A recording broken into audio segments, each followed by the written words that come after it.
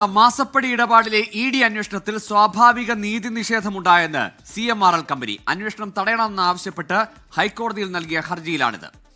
ഇഡിയുടേത് അധികാരപരിധിയിൽ ഇല്ലാത്ത അന്വേഷണമാണ് എന്ന് CMRL ഹർജിയിൽ പറയുന്നു. വിഷ്ണു സുരേഷ് വിവരങ്ങളുമായി. വിഷ്ണു, കോടതി കഴിഞ്ഞ ദിവസം ഇ.ഡി. റെയ്ഡ് നടക്കട്ടെ, അന്വേഷണം നടക്കട്ടെ എന്ന നിലപാട് സ്വീകരിച്ചതാണ്. എന്തൊക്കെ വിശദമായി കാര്യങ്ങൾ ചൂണ്ടിക്കാട്ടിയാണ് CMRLന്റെ ഹർജി?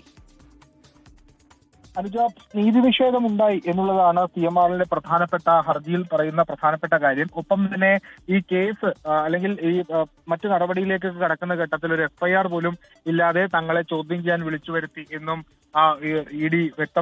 ഇഡിക്കെതിരെ CMRL നിലപാട് സ്വീകരിക്കുന്നുണ്ട്.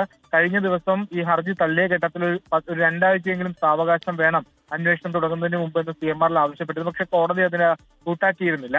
അതൊരു പക്ഷേ ഈ അപ്പീലടക്കമുള്ള നടപടിയിലേക്ക് കടക്കുന്നതിന് വേണ്ടിയായിരിക്കും അത്തരത്തിൽ സാവകാശം ചോദിച്ചതെന്നാണ് മനസ്സിലാക്കുന്നത്. പക്ഷേ ഇഡി ആകട്ടെ വളരെ ചടുലമായി തന്നെ ആക്ട് ചെയ്യുകയും ചെയ്തു. അതിന് ആ ഒരു പശ്ചാത്തലത്തിലാണ് അടിയന്തരമായി തന്നെ അപ്പീൽ നൽകാനുള്ള തീരുമാനത്തിലേക്ക് CMRL എത്തിയത്.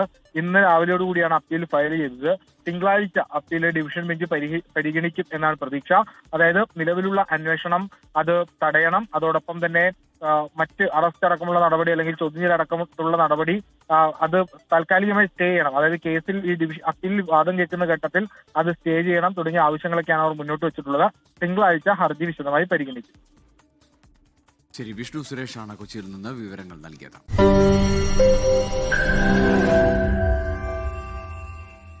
ലോകത്തെവിടെയായാലും ഏത് സമയത്തും 24 വാർത്തകളും ഓഗ്മെന്റഡ് റിയാലിറ്റി പാക്കേജുകളും എക്സ്പ്ലെയിനറുകളും വിശദമായി കാണാൻ ഞങ്ങളുടെ YouTube ചാനൽ നിങ്ങൾക്ക് സബ്സ്ക്രൈബ് ചെയ്യാം.